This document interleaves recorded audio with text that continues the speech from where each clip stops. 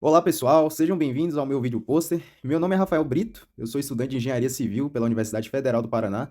Eu sou aluno de Iniciação Científica, orientado pelo professor Marcelo Medeiros, e nesse trabalho eu vou falar sobre o comportamento de estruturas de concreto quando expostas a contaminações por SO3. Esse é um tema indispensável para a engenharia civil, porque se refere a um ponto muito importante, que é a durabilidade das estruturas de concreto. Esse tema de durabilidade, quando comparado à história da engenharia civil, é muito recente, porque antes se acreditava que o concreto necessitava de pouquíssima atenção e manutenção ao longo do seu tempo de trabalho. E atualmente essa visão mudou, e sabe-se que as estruturas de concreto elas estão sujeitas a vários mecanismos de deterioração, dependendo do meio em que elas estão inseridas. E um desses mecanismos de deterioração é a reação sulfática interna, ou RSI. A reação sulfática interna acontece entre íons sulfato e os componentes da pasta do cimento, como o C3A e o CSH. E esses íons podem ser originados através da oxidação de materiais contaminantes presentes nos agregados ou provenientes do meio externo, como a pirita e o SO3, que vai ser o alvo da nossa pesquisa. Essa reação acaba formando produtos expansivos dentro da matriz cimentícia. Então, eles preenchem os espaços vazios da estrutura até que chegue num ponto que não existe mais para onde expandir. E é aí que o problema começa a se mostrar. A partir desse momento, o concreto começa a demonstrar várias manifestações patológicas, como, por exemplo, variações dimensionais, fissurações, amolecimento e desplacamento do concreto, que acabam comprometendo a integridade da estrutura e, além disso, abrindo as portas para que outros mecanismos de deterioração, como carbonatação e corrosão de armaduras. Esse é um tema muito importante de ser estudado, porque existem poucas referências nacionais ou internacionais sobre, e identificar os materiais nocivos, as condições de ocorrência desses mecanismos de deterioração e o desenvolvimento de medidas preventivas são fundamentais para o avanço da tecnologia do concreto. Além disso, vale dizer que os estudos nessa área não impactam só o meio técnico, mas também impactam o meio ambiente, a economia e a sociedade como um todo. Entrando agora na pesquisa em si, o objetivo foi avaliar a influência da reação sulfática interna em estruturas de concreto, e para isso foram produzidos corpos de prova de pasta de cimento Portland, com diferentes teores de contaminação por SO3.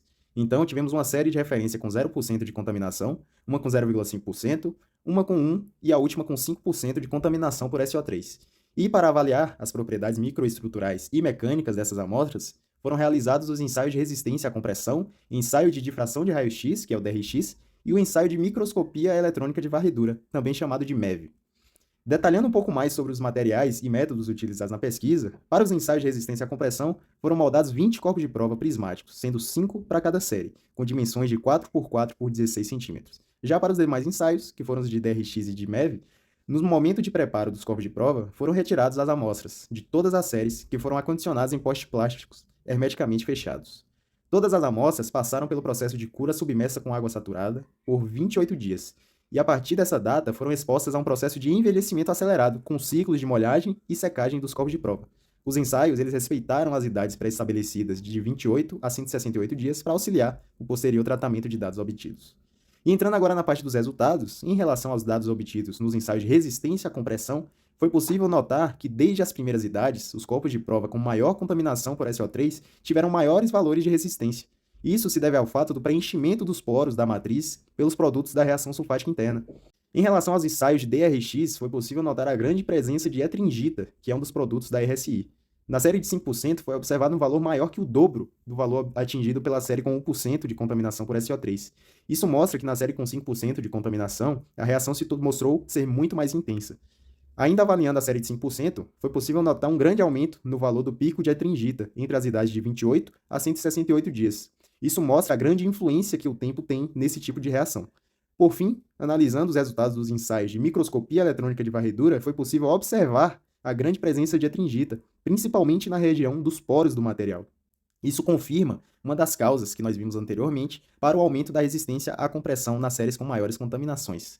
Então, foi possível chegar a 3 conclusões importantes sobre o estudo. A primeira é que as séries de pastas com maiores contaminações tiveram resultados iguais ou maiores que os de referência por conta do preenchimento dos vazios pelos produtos da reação sulfática interna.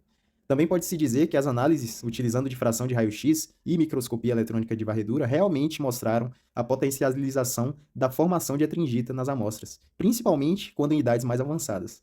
E por fim, os resultados obtidos foram satisfatórios, mas eles indicam a necessidade de um estudo com duração maior do que 168 dias, para um melhor entendimento do processo de reação sulfática interna.